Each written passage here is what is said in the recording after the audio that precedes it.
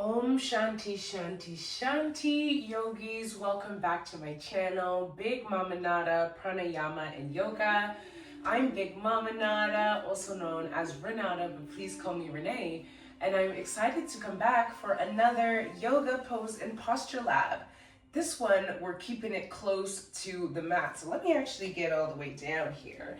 And if you're new here, our yoga pose and posture mats is where I pick weekly 4 traditional yoga poses, and I break them down based on their alignment principles, but also give you as much as I know and to my knowledge, welcoming, obviously more ideas and more pathways to expression, ways that you can either modify the pose for ease and comfort in your unique and beautiful body, or verify the pose. So create variations in poses so you can get into all sorts of curious depths, and expressions. I am somewhere in intermediate in my journey, so just know that variations for me only go so far. There are many more advanced, variations of yoga poses that I really encourage you to check out some awesome, channels for. But with that being said, let's go ahead and get started, because I try to keep these yoga labs pretty short and sweet. And I think they're also good for beginners, especially if you're new to yoga, you're not very sure about a lot of the poses. This is a great place to start to make sure that you're doing them at least from the most aligned place possible to ensure, injury prevention and ease and comfort in your body. All right, so the ones that we're doing today are bridge pose, wheel pose, and bridge is often the modification for wheel, Cobra, and Sphinx. So 2 on our back and 2 on our belly. And these are some of my favorite kind of like restorative, heart opening, releasing, or like some back bending poses. So let's get into it. So bridge, first, we're on our back. Let's make sure all of the body is kind of just lengthened out on the back as though you're in a laying Tadasana. So palms out, legs are heavy, everything is making contact with the mat. The head, the shoulders are evenly on the mat. The hips are resting evenly on the mat. We're not tilting one way or the other. Legs are nice and heavy as well. So bridge is a bent knee, position. So bending both of your knees, making sure they're in and around hip width distance apart.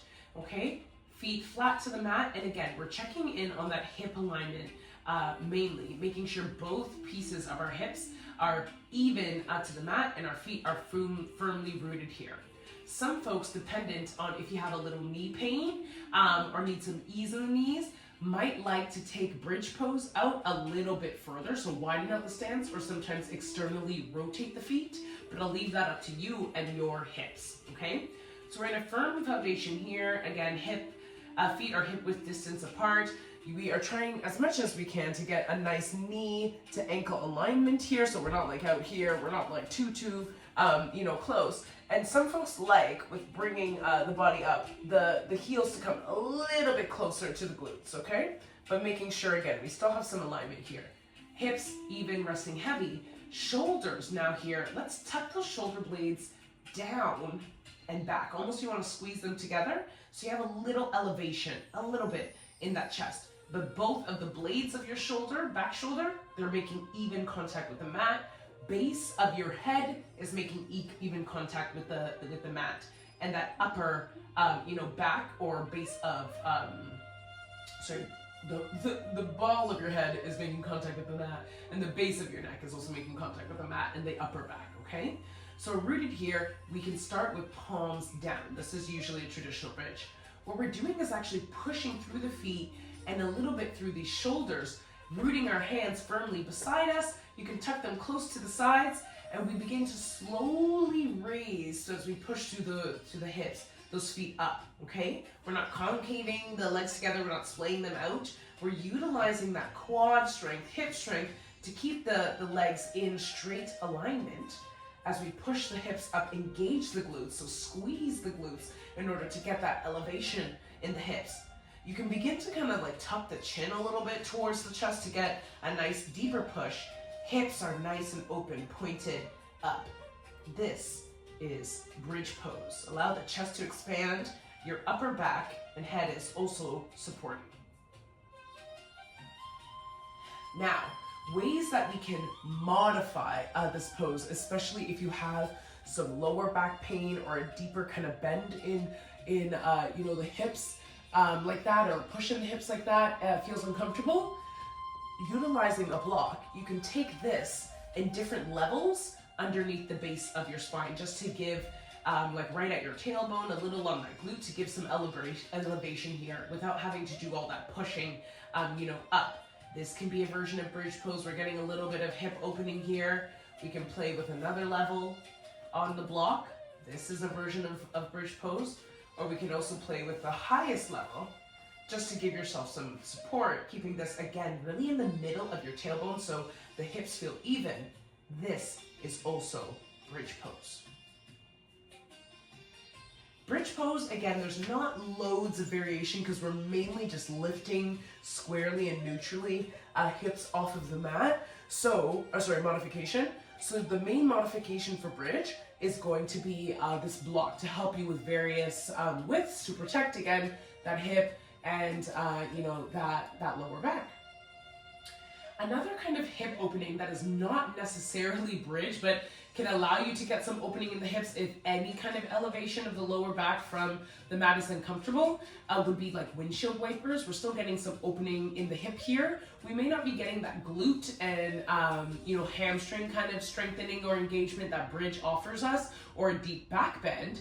So this is where I say it's not necessarily a modification so much as it is a completely different pose. But if the goal for bridge for you is really just kind of like opening up those hips, then I would encourage you to take windshield wipers. So widen out the stance of your feet, heel toe them width of your mat, and then you drop both of your knees to one side. You can hang out here. We're getting a nice opening in the left side as you bend the legs towards the right?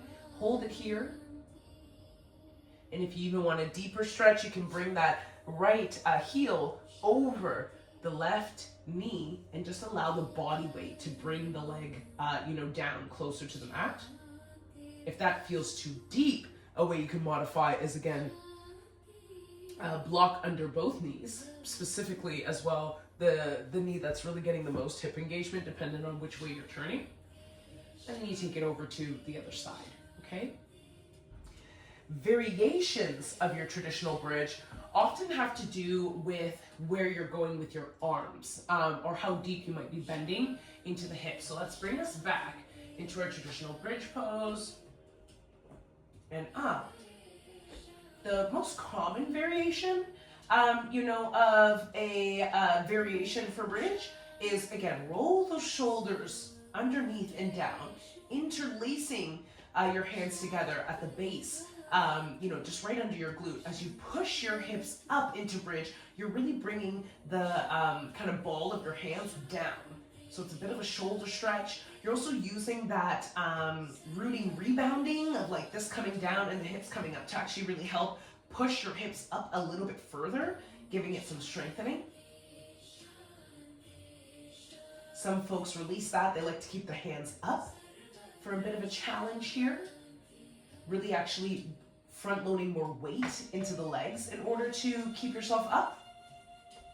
Some folks from here like to get even spicier, bring it into a single leg bridge. So one leg up, pointed toe, push through that bent leg, and then alternate. So that's working balance, we're working alignment, we're definitely working like an isometric or unilateral leg strengthening here. So really getting more into strengthening up some glute as well.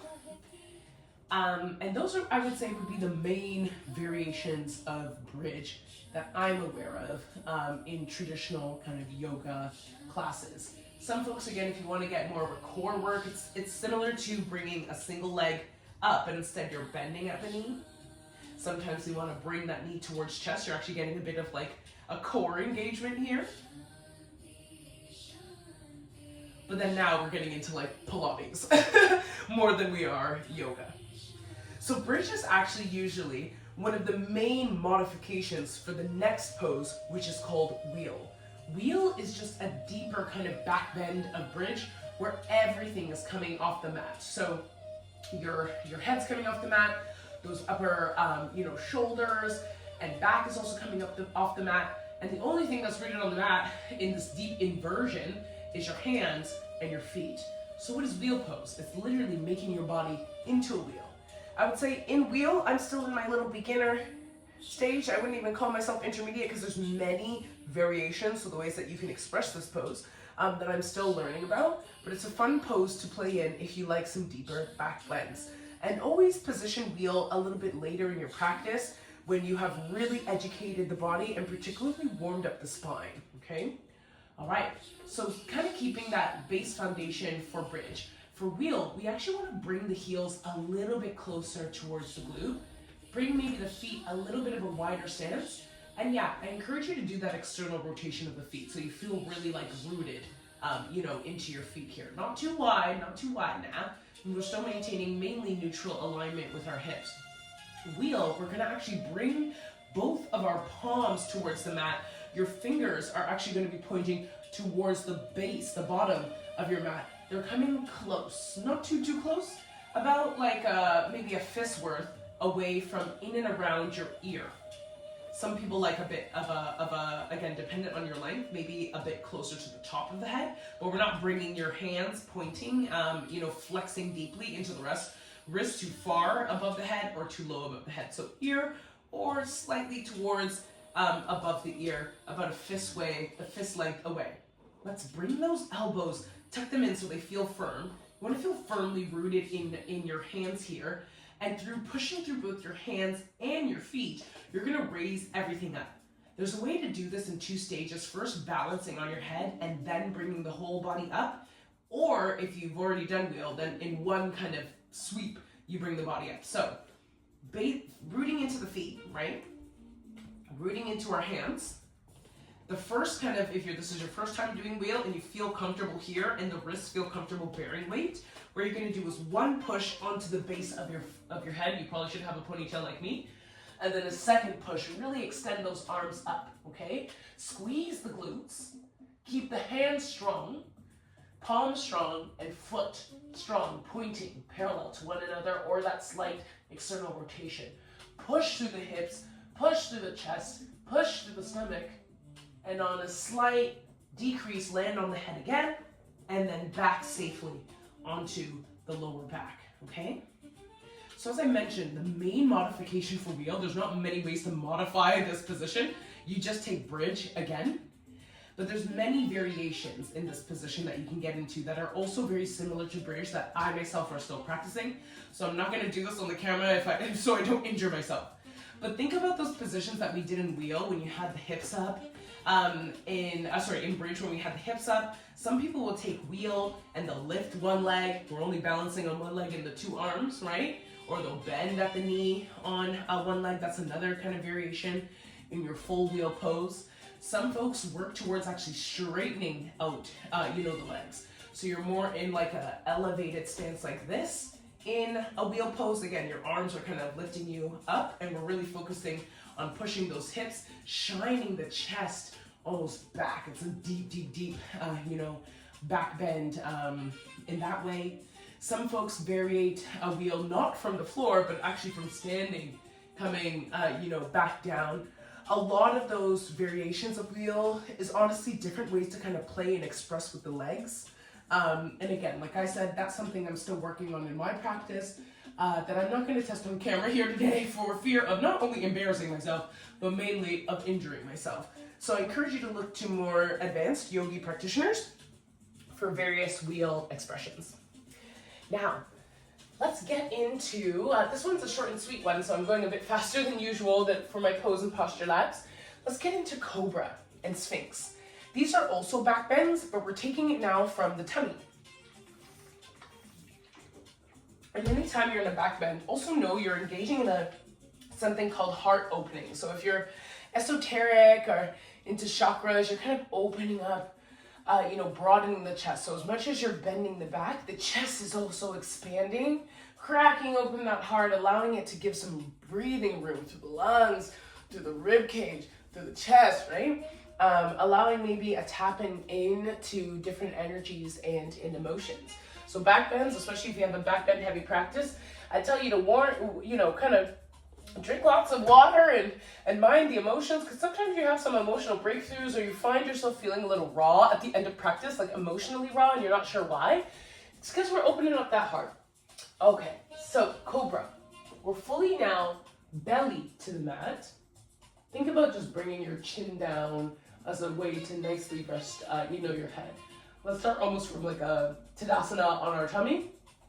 So hands can come, feet can like come out, let the heels splay to the side. We're just allowing the body, the hips to rest again evenly in this position. Down, chest, breastbone is resting evenly as well too, okay? So, Cobra.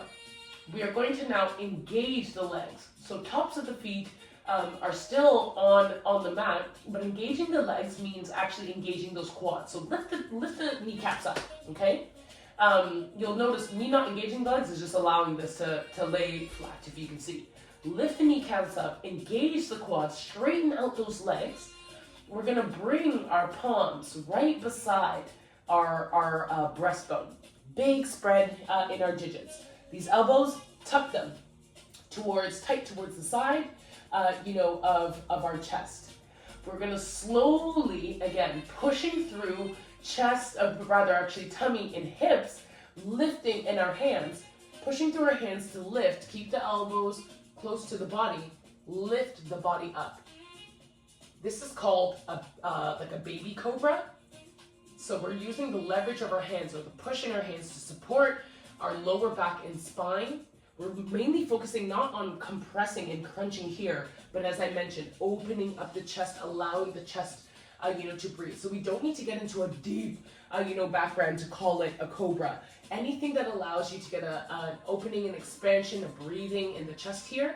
Engage the glutes a bit as well to protect that lower back. Also engage your core, okay? So belly button to spine to protect the lower back, especially if you have lower back sensitivity. And then a traditional cobra would actually be, take those hands off the mat, allow the body to just hover. So this is where the core is supporting your back, the glutes are supporting your back, the engagement with your thighs is also helping you keep your body up as you breathe here. We're using the ribs to support the weight, as well as a little bit of that upper stomach. And we release down into the mat, okay?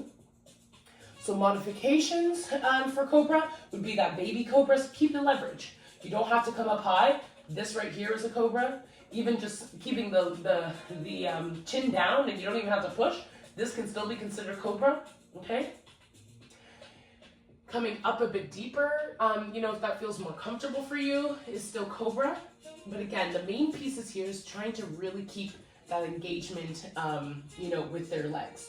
If we are worried about any pelvic tilting, finding like a small cushion, maybe a towel, or even a boulder, right under kind of like the ribs tummy area might help support here as well too, and give you that elevation. So I have a block. You kind of bring this up. It's not the most comfortable with a block, so that's why I say more like a blanket or maybe even a soft cushion or a boulder.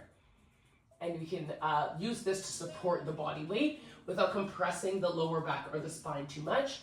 Again, keep the elbows tucked and the palms down or up, okay? Cobra, legs engaged.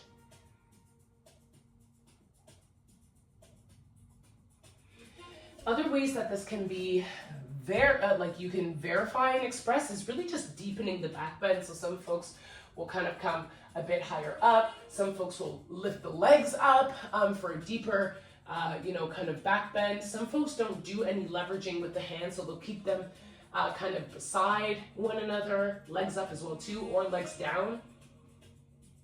Some folks like to bring the hands above and overhead. Most of the variations have to do with your hands. You can cactus your arms. And it's just testing at this point. The variations for your hands are actually testing your back strength. So a lot of Cobra is not only bending the back, but it's actually strengthening your back muscles, upper, mid, and lower back as well too.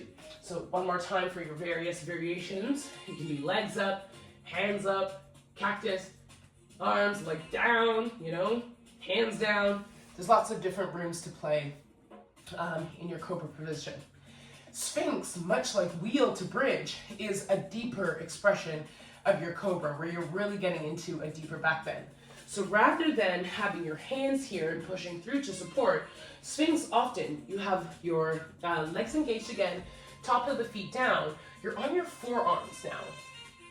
Think like the Sphinx of a cat, right?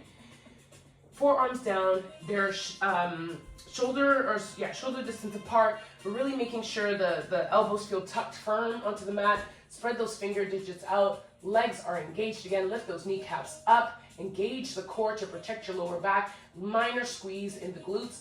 Upper body is up. Look forward. Try to roll those shoulders back and down to broaden the chest. This is Sphinx pose. The modification for this, as I mentioned, would be any of your Cobras and bringing the body further down to the mat, or supporting your Sphinx with a block, if that feels comfortable for you. Okay? Now, variations for Sphinx, there's really only one, which is just bringing the body up. So instead of being on your forearms, engage the legs to protect the lower back, engage that core, squeeze the glutes.